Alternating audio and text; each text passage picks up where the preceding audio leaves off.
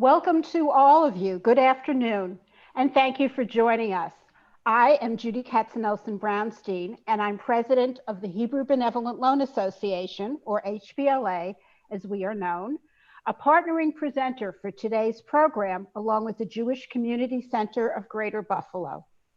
Joining us on Zoom today is Katie Zontak, the Cultural Arts Director, Dr. Irwin Gelman, Vice President of the Jewish Community Center Board, and our special guest, author Marv Dubin.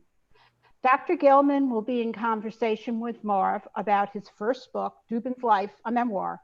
The book launch event was originally to take place as part of the JCC Book and Arts Fair in June, which was later postponed.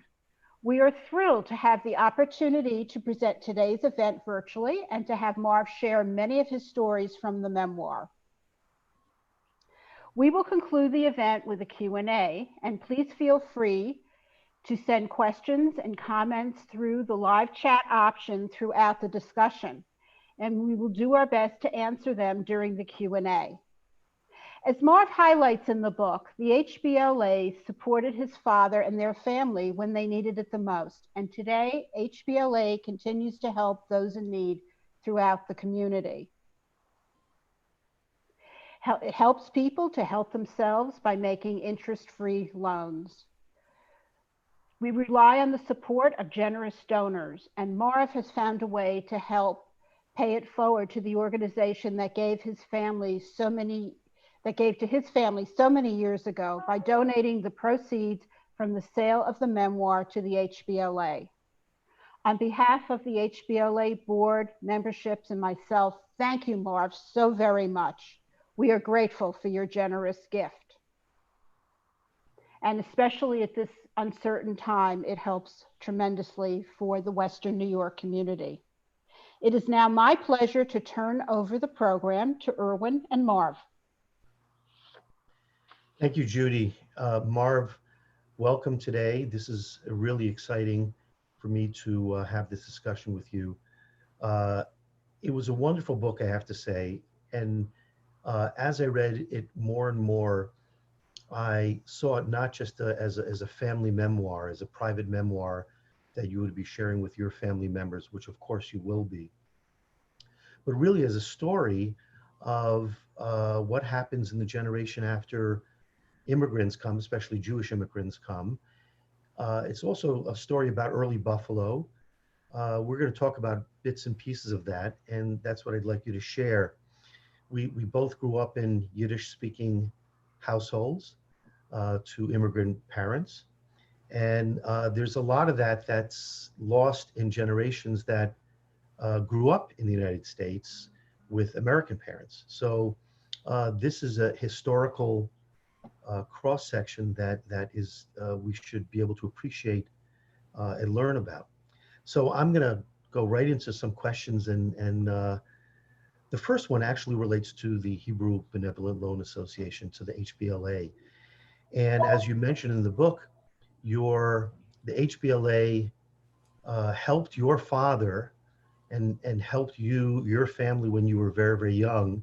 So I'd like you to talk about that, and how do you see the relevance of something like the HBLA even today in helping young people get a start?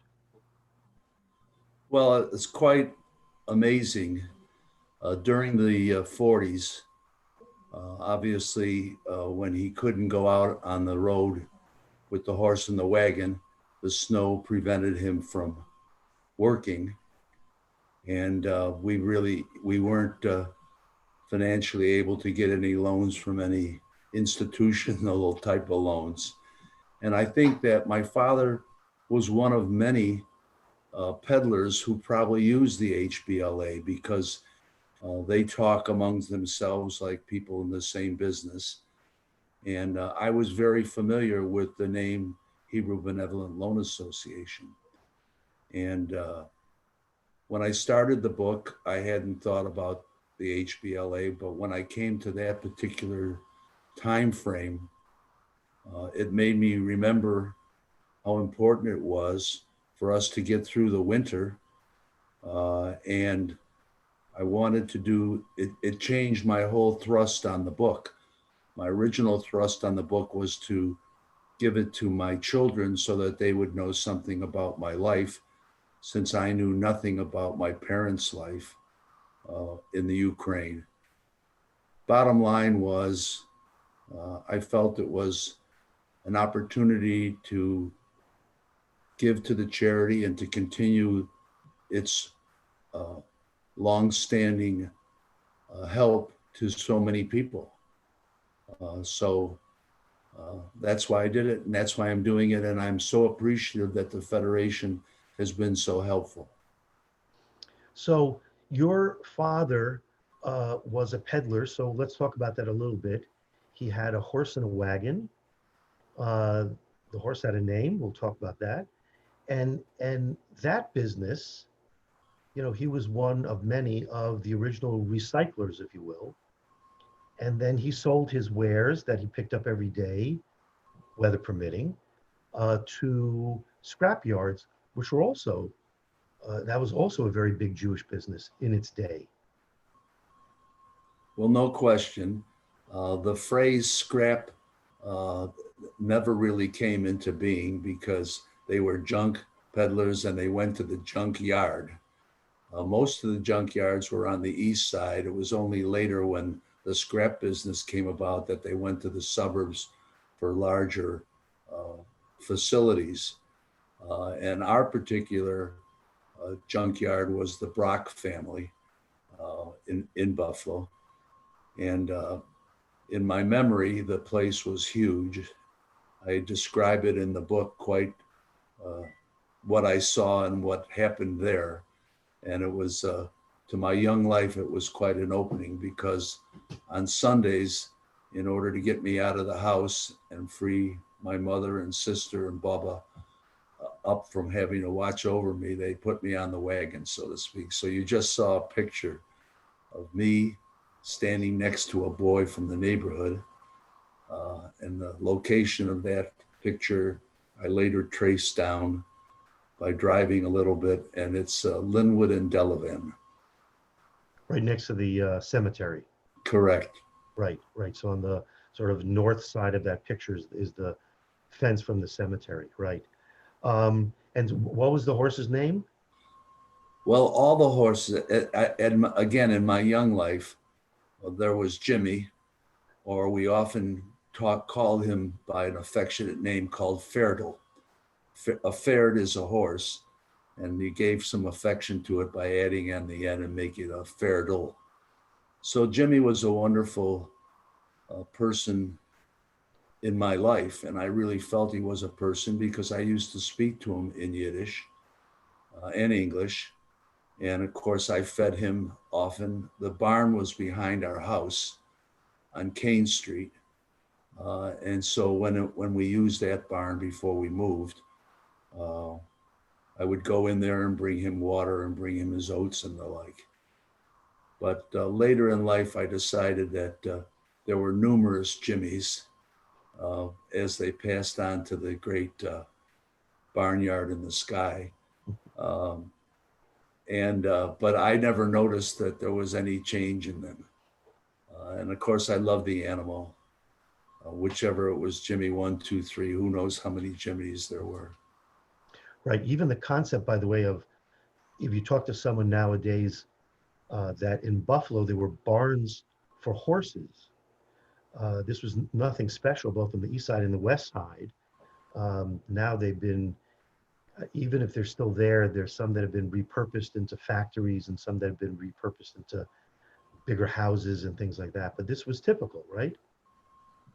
Yes, it was. And oftentimes, once we moved from Kane Street to Grape Street, there was no barns. And the barns were sort of like, if you had one, you could keep it, but you couldn't build a new one within the city limits. And as obviously vehicular traffic picked up and many of the former peddlers got trucks and became quote scrap dealers. So there was a great erosion of the number of operators. But I remember going to the new barn, which was on the other side of where the 33 is now. We could walk from Grape Street.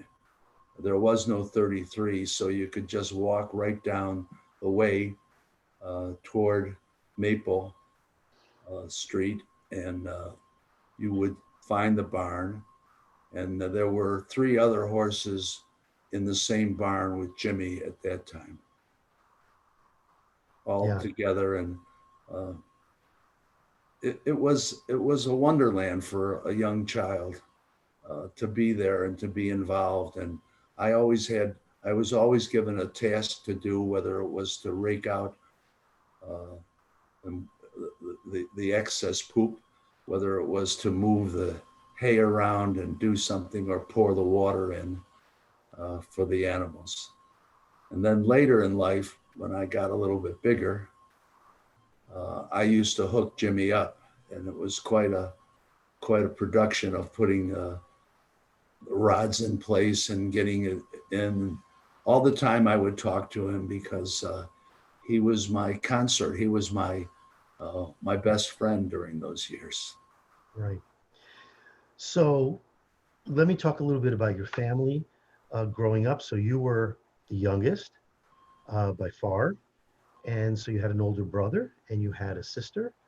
Um, your parents, your grandparents were also, you had a Bubby and Zadie as part of the family when you grew up. And, you recount some wonderful, wonderful stories. A lot of it had to do with family dynamics around work. So we talked a little bit about your father, but then, your sister was working, your brother was working, but then eventually went off to the Second World War. And then when you could, here's a picture of you and your brother, right? And then all the others, this is 1939, so you're very, very young. And, work was again, a mainstay. Where could you find some work to bring in money to help with the family? Because again, your father's business model was seasonal because he couldn't drive around the horse in a Buffalo winter and pick up things in the winter. So talk a little bit about the work ethic in your family. And then I want to talk a little bit more about family dynamics in a second. Well, I certainly recognized at a very young age that my family was different from most of the families on the Grape Street. They all worked different kinds of jobs, obviously, and everybody seemed to be more comfortable with life. We were in Yiddish. There's a phrase that I used to hear in the house a lot called "chot moyer." It means to be afraid, and it seemed like my parents were always afraid of something. And by osmosis, that same fear came to my sister and I and my brother. We were always worried that something bad would happen and that we would be, that we couldn't pay the rent and we wouldn't be able to live in the house. But working was a necessity. And the other necessity that was so permeated my very, very early life was education. There was nothing more important than education. And my brother, older than I by 13 years, my brother was like a beacon who brought light to the education light for me, brought home books for me to read, encouraged me, took me around Buffalo, New York. I went to the museum. I went to the art gallery. And my Movies, work, you liked movies also, right? oh, he loved movies. Mhm. But my work impetus really developed from what I felt was a necessity. I had to find a job. I had to go to work. I had to try to earn some money to contribute to the family. And I wanted to so very much. Right. I think it's important. And that's clearly an important foundation to everything that got established throughout your life about working, even part-time jobs when you were in school, high school, university, so on, just to make ends meet, so that you were never resting on your laurels because you were always in a situation of being, in school, you had to raise money for paying for school, etc., college and so on. Well, that's true. And I wanted to be as independent as I could be so as not to be an added burden to the family. Uh, of course, when Sammy was in World War II, we were really destitute because when he came back from World War II, within 10 days of his return, he was he got a job and he was working at Westinghouse Electric. And that really gave a head start to our life and really changed our attitude. We knew that we had to leave the East Side, which had become very much different than the East Side that many of the Jewish people seem to recognize and remember with some happiness. The shul, the Jefferson Street shul, which was a local place for us to walk to. Yeah, we walked not because we were Orthodox, we walked because my family never had a car. And we walked everywhere. I used to walk downtown with my mother to pay the electric bill at the electric bill building. The bottom line is, I think individuals do what they have to do. And I don't look for any praise for doing what I did or for the life that I led. It's what I wanted to do so very, very much, to help them in some fashion. So, also part of the immigrant story is, and you talked about Chot Moira, worrying about some fear of a precipice of something bad happening, which is again, a very typical immigrant family story. So with all this in the background and everyone trying their best to bring in money and do something, what is a theme of your book is the notion that many of these people around you died when you were very, very young. Your mother, your sister, and then not that far after, your father, and your brother lived much longer, but again, I think was probably had post-war problems. You speculate on what it could have been, but probably some residue of what he had been through in the Second World War affected him. So in a very short amount of time, you were, even though you pushed to get independent early on, you actually, in fact, were independent because of these losses. Well, that's all very true.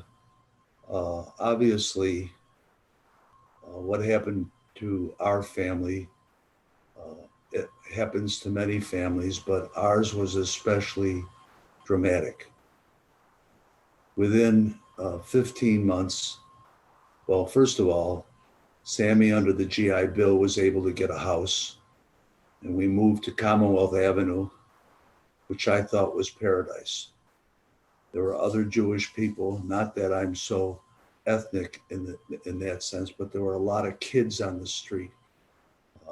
And there was a lot going on the street. There was an instant sporting event in the street. People, young boys, would just come out of their houses. There were 2 family houses on Commonwealth, and we would have an instant game.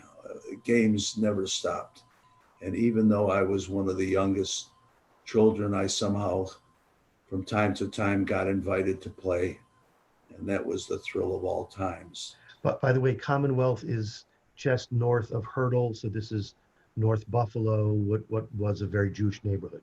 It certainly was. And I was shocked that there were other Jews, because there was one Jewish family in the Grape Street area, and all the rest of the people were German, or most of the white people were German. But coming to Commonwealth, coming to a school like Public School 81, walking to school without looking behind me to see if there was somebody close by following me for some reason or other, which did occur from time to time. It was just an explosion of wonderment, and some modernity came, if there's such a word. Some of the modern life came forward to me. Everybody had cars on that street.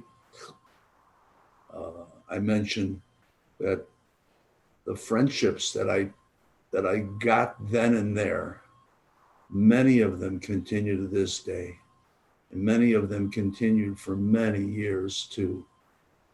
And a friend of mine one time said something to the effect, when Commonwealth was mentioned and my children were by, and he said, no, you don't understand what Commonwealth was. It was a wonder. And our age, we were in the sweet spot of age of enjoying it, of the early teen years. So notwithstanding the death of the women in our house were wiped out within 15 months, my mother, my sister, and my Baba.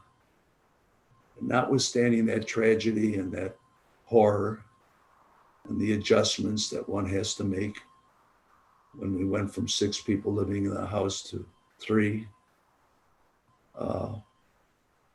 the friendships that I obtained in that neighborhood, my peers, many of whom led the way for my directions, was the good stuff.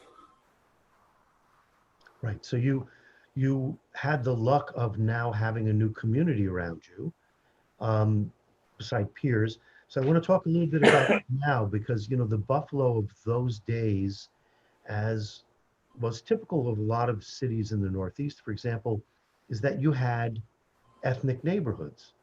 So that area around Commonwealth and Tacoma and Hurdle and so on, that was a very Jewish neighborhood at the time.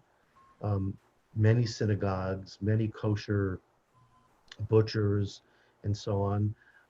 I've told other people that, first of all, I have to tell them that Wolf Blitzer is from Buffalo, and that Wolf Blitzer's father had a kosher deli, sort of, not a restaurant, but a butcher deli, on Hurdle in that neighborhood, and they're very surprised. But that was a very ethnically Jewish neighborhood. There were other Italian neighborhoods. There were, neighborhoods all around the city that were ethnically separated, which was very typical at the time. So tell me a little bit about that, because that we don't have that nowadays. People have dispersed on all different places.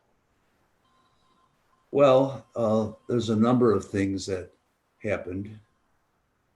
Starting out, I'll start out with Hebrew school. When we moved to Commonwealth, my brother told me that I was going to go to someplace called the Buffalo Hebrew School, which was at 206 North Park, and had 2 teachers, Mr. Israeli and Mr. Burkoon. Mr. Burkoon welded the 36-inch ruler quite effectively throughout my days there, and I got a wonderful education. But living on Commonwealth, all of a sudden, many of my friends and neighbors, the boys were getting bar mitzvahed, and they were all getting bar mitzvahed at Temple Emmanuel. Long story short, we never joined a temple. We weren't members of the Jefferson Street Shul, but we went to the Jefferson Street Shul. We weren't members of Abbas Achim, but my father would go to Abbas Achim. And of course, because of basketball and Temple Emmanuel and girls and dances, I favored Temple Emmanuel a great deal.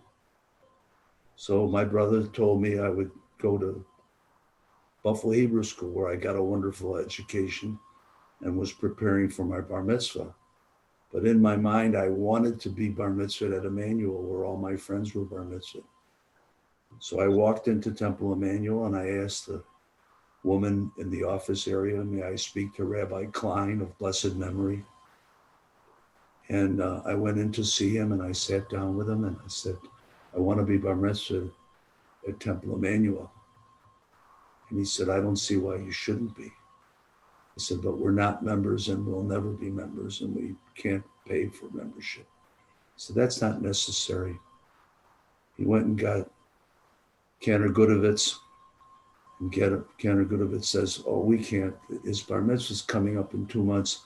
We can't teach him his mafter and go through everything through his school. And I said, oh no, I know, I don't know what my mafter is, but I'm well-versed. I went to Buffalo Hebrew School. I got a scholarship there, because that's how Sammy told me every time I got to go someplace, that I got a scholarship to it. And following the bar mitzvahs and my young life, Camp Lakeland was very central in my life. I loved camp, notwithstanding the watershed moment when I left camp, which people can read about in the book and understand my feelings. The camp opened up a whole new group of people from Humboldt Parkway that I didn't know any of them. Obviously, the Hurdle people, I knew a lot of them. And then finally, the Jewish Center itself on Summer in Delaware, where the fraternity that I joined had its meetings on Tuesday night. We had a high school fraternity, and we met on Tuesday nights. We played basketball there. We played handball. We had a community, a really strong Jewish community. Ladies and gentlemen, I'm talking about 60 years ago. Our community that I've been a member of and been part of and been quasi-active in existed back then and helped me. And I'm sure that it helped many, many others for all these years, and continues to help me and continues to help others. So just think about it for a moment. We have a very modest sized Jewish population. We don't have New York, with Wall Street and Jewish people giving wonderful gifts to charities. We have a really middle class, some might say a few upper middle class Jewish people who support so heavily our community. And they do it because they know it's necessary. If they're not supporting it, certainly the other immigrants that came after my immigrant family, they need support too. So we should be very thankful for what Buffalo Jewelry and Niagara Falls Jewelry is, and what we mean to the city and to the Jewish people and to the community in general. I mean, Jewish Family Service, we're non-sectarian. We help a lot of people. And HBLA continues its good work also. They still give out scholarships and loans and so on. So I think these are very, very important. We continue to help our community and build our community from the bottom of the foundation up. Yeah, that's very good. Now, so I'm gonna segue a little bit. So you're in this Jewish neighborhood, and because it's so Jewish, you could just walk along the street and see someone across the street who eventually becomes your wife. So that, I think that is more than just coincidence. I think it's, when you put the right concentration of certain chemicals together, you get combustion. Well, it's quite amazing. And, we talked about the bad fortune of my life, but the good fortune came too. And I went to temple on Rosh Hashanah to kiss my father after returning from out of town with my first trip to Las Vegas, my first airplane ride. And I stayed in Temple with him for a little while, but I had flown all night on the red eye. And I started to walk home on Tacoma, starting from Temple Emmanuel. And I'm on the opposite side of the street of Avasachim. I'm on the north side of the street. And I saw a young lady who I didn't know. And as I describe in the book, I was very taken with her. And I did something I had never done before. I wasn't a shy boy, but I didn't feel I was very attractive. I wore very thick glasses, Coke bottles, I used to call them. And I was very short and skinny. But I don't know what possessed me. I don't know to this day what possessed me, except something did. And I walked across the street and I introduced myself to this young lady. And I couldn't think of what to say. And I said the stupidest thing possible. I said to her, "Excuse me, do you know where Commonwealth Avenue is?" Obviously, I lived on Commonwealth. Obviously, I knew where it was. I just didn't know what to say. And she joyfully smiled and she said, "Oh, I know. I live on Commonwealth too. And I'm walking that way." So that began Shirley and Marv. Right. And greater luck no human being could have gotten. Very, very nice. That's, as they say in French, a coup de tonnerre, a thunder strike, which is great, great story. So I want to go a little bit farther. So after high school, so you finished high school, and then you talk a little bit about in the book that you originally wanted to be a dentist, wanted to go to dental school. That was a good, wonderful profession. You didn't do so well academically, so that didn't turn out so well. But um, again, by a lot of interesting happenstance, law school came in front of you, and you applied to law school, and you got in, did law school, did very, very well. I was also again impressed by the fact that as you're doing law school, you have to constantly consider about paying for law school, even though you got some scholarship. You had to always raise some money, which was a important thing. In the book, you talk about going to relatives or being invited by relatives to Las Vegas, and that allowed you to make some money over the summers, working in hotels, which great experience. That's, again, I don't want to give away too much, but really wonderful stories from the book that are very romanticized, just really amazing. But then, you become a lawyer and you have to start your profession. So I was taken by the notion that even as many people have told me that, and we're talking about in the 50s, even then, in a lot of places in the United States, it was not that easy to get a good job as a lawyer because a lot of the firms did not have senior partners as lawyers or were not run by Jewish partners, for example.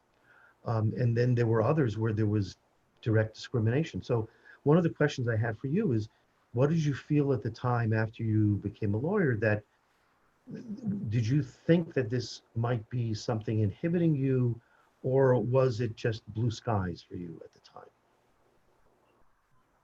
No, although I said I was shy with girls, I wasn't generally shy. And I had a certain ego of being able to do what I wanted to do and to be an independent person. And I strove very much for independence, very badly. The fact that I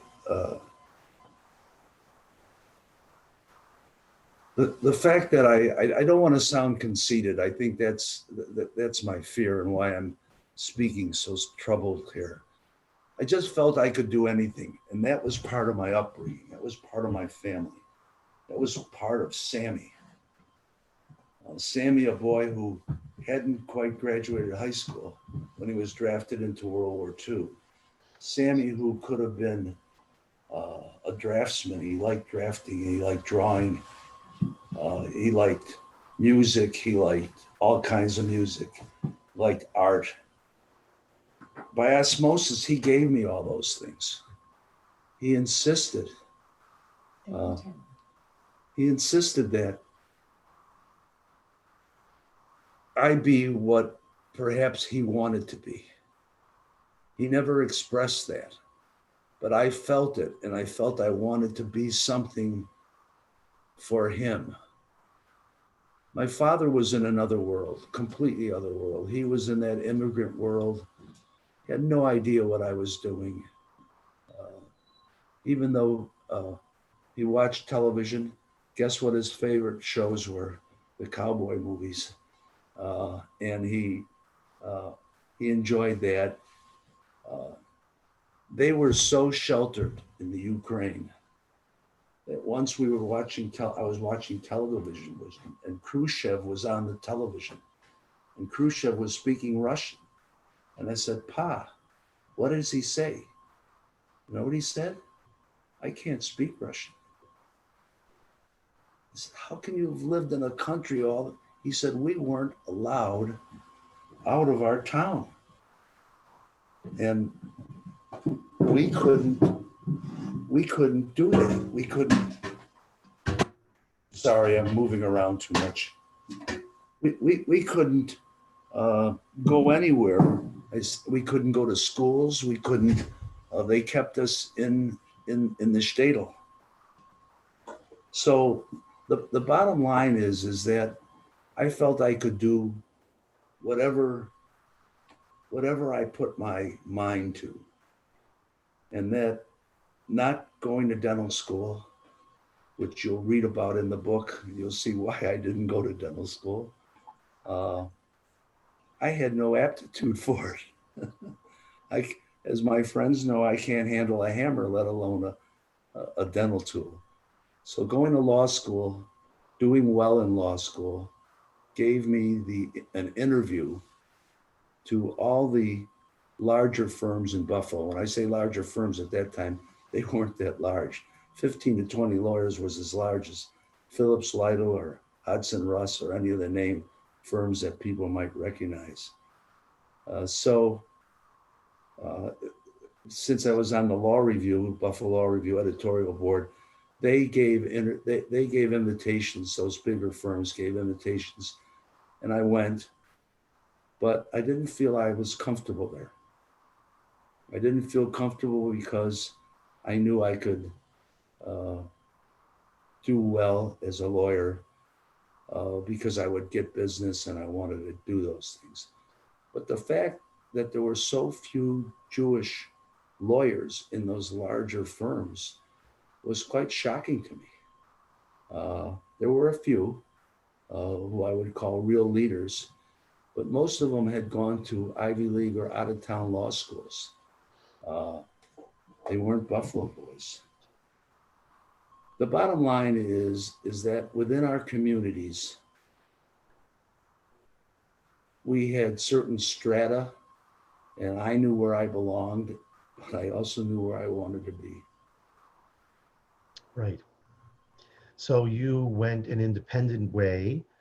You eventually joined a firm, and you did very, very well there. You talk in the book also about moving out to the suburbs, which were very, very new at the time, and making a new life there, which was, again, very adventurous for you, and you were very, again, luck hit you in many places. I'll go back to what you say in the book, which is that your family called you the Golden Boy, right? So you were sort of named in that way, which was very, again, very typical in many immigrant families, because the notion of success in the immigrant family wasn't everybody's success, was someone's success for the family.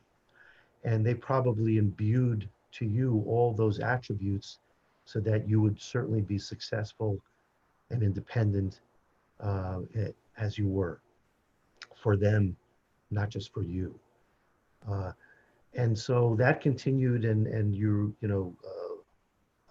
again, stories about you moving out to the suburbs and that being very successful and so on. I just, before we continue, I want to say to everybody who's listening on the YouTube channel or Facebook, if you have any questions, you can type them in and we can look at some of the questions, and I could ask Marv some of the questions there.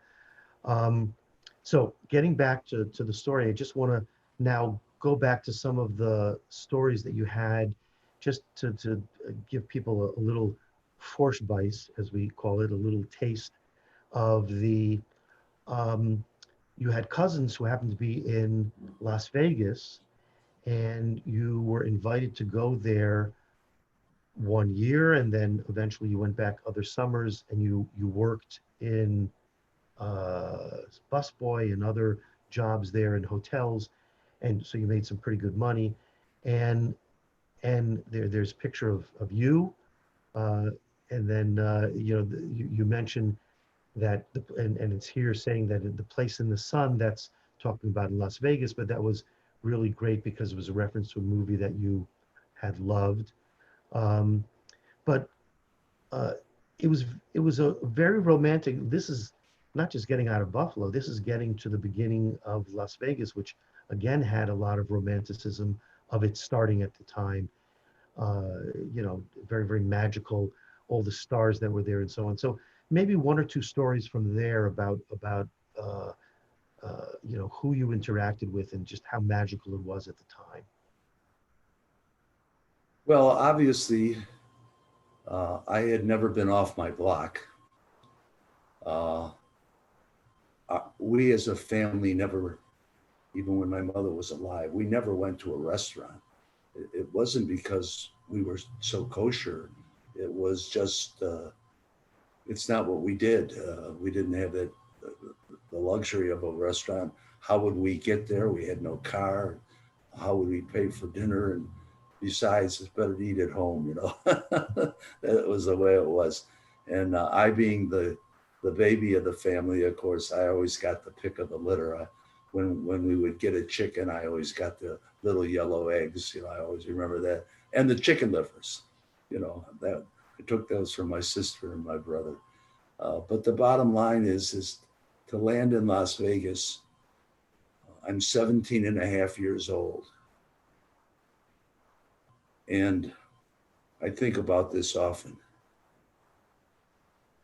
And I thought about it on the plane going in a 4-engine, loud, long flight. It wasn't today's jet planes. But I thought at 17 and a half years old, Marv is going to Las Vegas. And at 17 and a half years old, Sammy went to Europe to fight in World War II. So when I think about my life and whatever modicum of success you might call it, I think about the people around me and my good fortune, my just every part of it. In Las Vegas, it was a different world. People were dressed beautifully. People gambled money at a table and made a $10 bet on one hand of cards of blackjack. People went to the showroom. Of course, the price of the shows today are huge, but at that time, if you were a gambler, you got to the show for nothing. And the greatest talent of that day was played there, and very enjoyable for me to get to see them. Also, my posture in life really changed because my uncle was one of the first casino manager type persons. He had grown up as a gambler.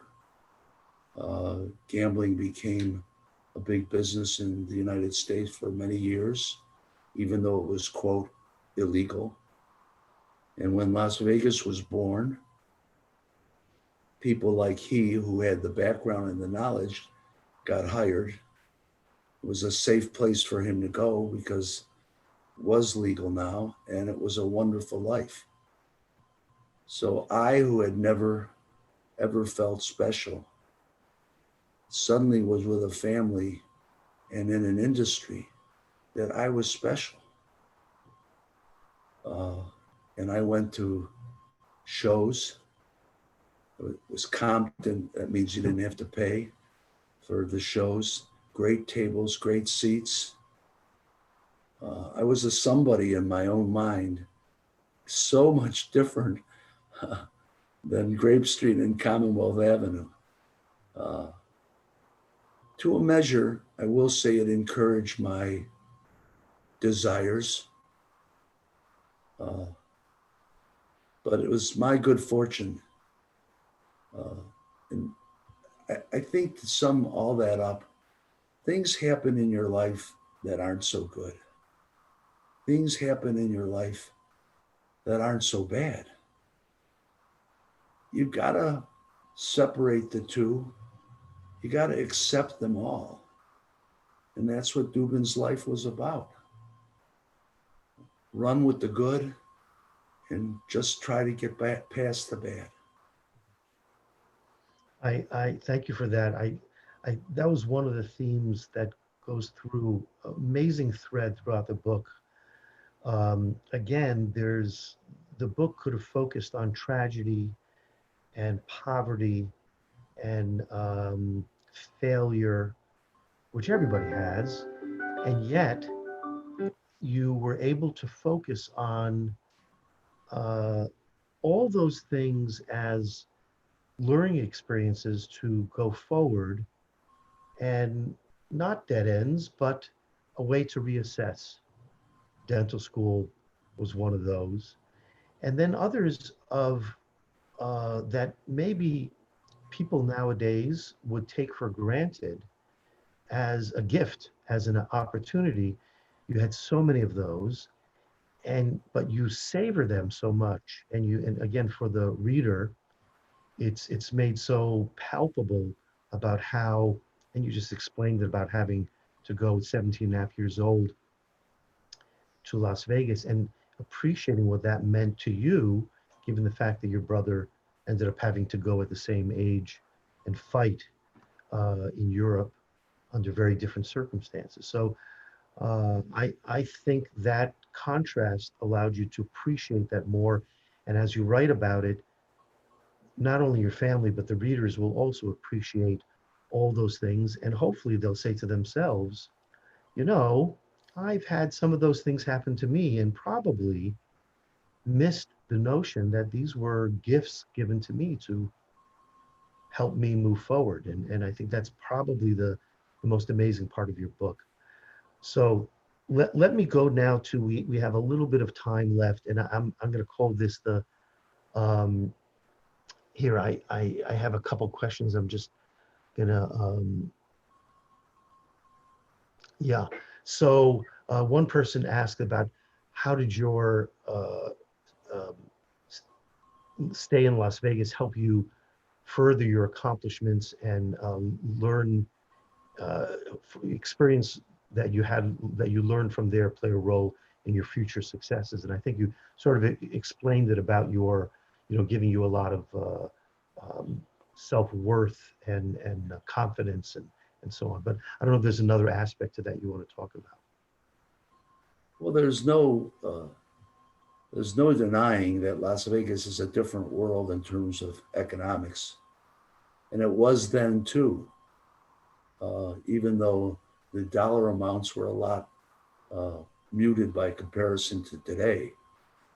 But I put in the same time and the same hard work when I worked in Las Vegas and got nice rewards for it. Most of them were pecuniary, but that's why I was there to work. I went there to work to make money for school.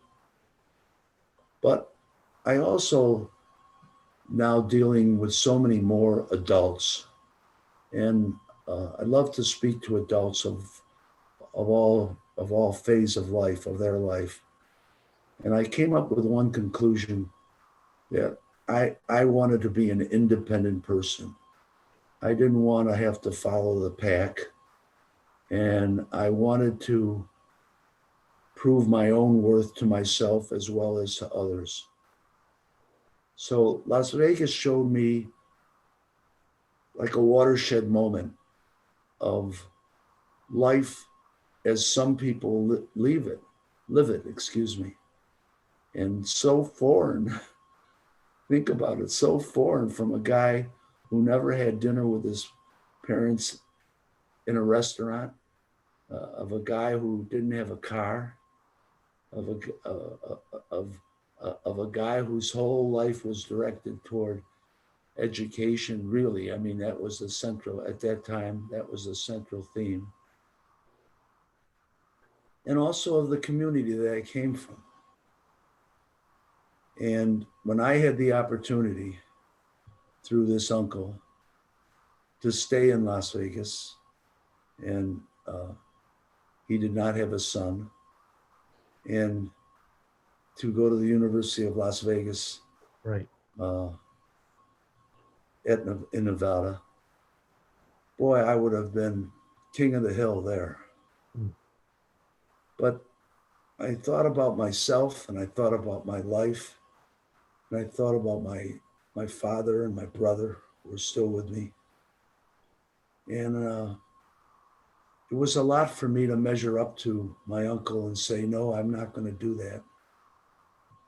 Although I felt confident that the world was waiting for me and that he would deliver it for me. So I came back home, and look what I got when I came back home. I got Shirley Gandil on Tacoma. Right. What greater reward could anyone have got? Another It's good all luck. decision. A lot of it's mazel. Exactly. Mazel. Good luck. Yeah, absolutely. All right, I'm going to do something. We didn't prepare for this at all. I'm going to call this a lightning round. So just, whatever, I'm going to do this very, very quickly. So pastrami or corned beef? Say that again, Pastrami, please. pastrami or corned beef? Oh, pastrami, All right. Seltzer or Perrier? seltzer. We had those seltzer water bottles. Right. And in the Big book, spray bottles. I tell about my experience with seltzer water bottles as a Right. kid Right. Two on cents Young. plate. Right. Mets or the Yankees? I would say those damn Yankees, I can't cheer for them at all. I got to go for the Mets. We're lifelong Mets fans, so that's good. All right, so now I'm going to throw something at you that you're not going to be prepared for at all. So, I come from a musical background also. It's very obvious that especially with your brother, there's a big appreciation for music in your family. And you mentioned that you loved to sing when you were younger. So I'm going to give you a choice. It's either the anniversary waltz or my Yiddish mama. Oh my God, my Yiddish mama. I had a decent voice as a young man. In fact, as I recite in the book, I sang the Firkashas at Kleinhand's Music Hall for Yontif. Because Buffalo Hebrew School had to have a representative, and I was the representative. I sang my Yiddish mama to this uncle from Las Vegas when he came to Buffalo to see my mother and my father. And I still sing it, and I still love it. And my Yiddish isn't as good as it used to be, but certainly there's no question what my song would be. And the memory that it brings back. Yeah, I'm sure it brought tears to your uncle's eyes at the time. All right, we have one last question that I'm going to throw in there. We have a couple more minutes, and then we're going to throw it back to Katie for her to give some thank yous. It's an interesting question about how would you describe today's world? It says particularly during this time of COVID, and how would you compare it to your experience and how you imagine Sammy, for example, going to war that time, which was also a time of turbulence. Well, of course, World War II was so integral to Jewish people because even though when Sammy left for the Army, I was only 5.5 years old, and I'm not making this up, I knew there was trouble for Yidlach.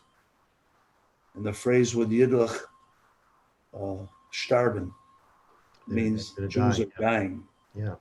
And because I was the one who listened to the radio for those 4 years that he was gone, I was the repository for repeating to the family what was going on in Europe and what the war was like. And then, of course, the Holocaust. Not that I had to explain it to them, but I filled in the details a lot. So I think that the war drew a lot of our community together, our Jewish community. I think that the war showed many people what it was like to be an ethnic minority and what it was like to be different. It's true, we were mostly white as Jews. So when you went in for a job, the black didn't hang out, but still, and the prejudice to the blacks didn't hang out, but still, I think that there's less understanding today among the general populace of what we're going through. I think the stupidity, that's me talking, of those who refuse to wear a mask, of those who go to rallies and pick on other people and in terms of fighting with them or disagreeing with them or rioting. That's not the way. The way to get forward for all people is to be the best that they can be individually, not follow the crowd and not be the flavor of the day, but rather to think of their family and be cohesive. The Jews in general and many other ethnic groups build wonderful families. And what's more important than your family in real life? So my hope is that maybe in reading my book, of which I must say became much more than I ever thought it would be, and that it wasn't just going to go to my immediate family, and it wasn't just going to go to them because I wanted them to know about my life as I didn't know about my parents' life. And maybe there's a message there. I don't know. I hope so. I know there is one, and there are many, many messages. I really, really appreciate you sharing your book and your time and your messages. And it may not appear to you, but I'm going to tell you that there are really wonderful, wonderful stories. So I really encourage people to go out and get the book, read it, and you will not be disappointed. Thank you again. I'm going to send this over to Judy and to Katie. Okay, sorry, Katie. Yes, thank you.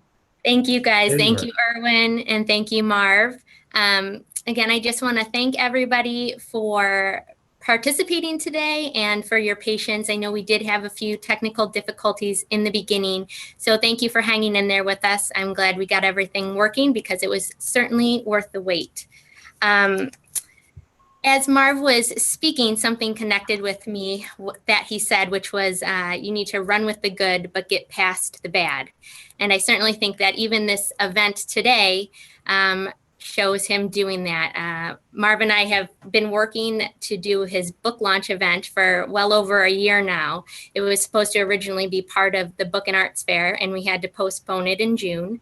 And so I'm just grateful that we were able to find a way to still share your story, Marv, because it's certainly worth getting out there and to make this event happen today. So thank you guys for participating.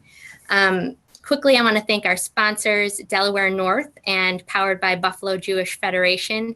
And again, thank you to Judy, who's president of the Hebrew Benevolent Loan Association, which was our presenting sponsor today.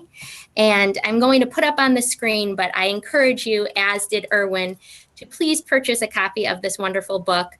Marv gave you just a little glimpse of some of the amazing stories, personal stories that he shares within this memoir. And no better time now than to get a copy and read it. We are still hoping that at some point we'll be able to reschedule and do a live event here at the JCC. So we'll get that information out to you when we are able to do that. And at that point, then we can celebrate and join together with Marv, and you can continue on with questions, and he'll sign copies. So I'm going to put the information up now. If you are interested in getting a copy, you can reach out to Joan Kiwatowski at Buffalo Jewish Federation. You see her email address, or you can call. It's available in soft cover or hardcover, and we can have it delivered to you personally, or you can have it picked up at either JCC location.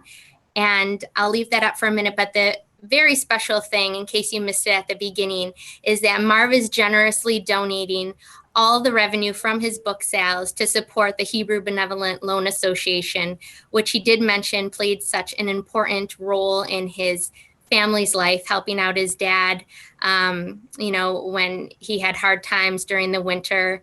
And the organization still provides to so many families in need, offering them free loans, interest-free. And so if you're able to purchase a book and help support this organization that's so very close to Marv, we would appreciate it. Pop back on. Hope you got it. Marv, do you have anything you want to say in closing? I think I said my bit. Just a very big thank you to so many people who have expressed an interest, and to so many people who are viewing this, as well as so many people who are unable to view it, and for the things that they contributed to my life. Many, many, many of you out there were meaningful contributors to Dubin's life. A lot more than you might have ever imagined. I do have to get one bit of housekeeping done. Because of COVID, the printer is very much behind in following through on the orders. So the books have been delayed somewhat. They're working on them. That's the famous expression, we're working on it. So please order the books, and you'll be contacted when we can get the books out to you, and how we will deliver them. For those that may be watching that aren't local Buffalonians, we'll be mailing books to you as well. And thanks so much to Erwin and Judy and Katie and so many helpful people at the Federation. They're so professional. They do things so well. And we're lucky to have them, as well as to have the Federation itself for Buffalo, New York, and Niagara Falls. Thank you again. Thank you, everyone. Bye now. Bye-bye. Stay safe.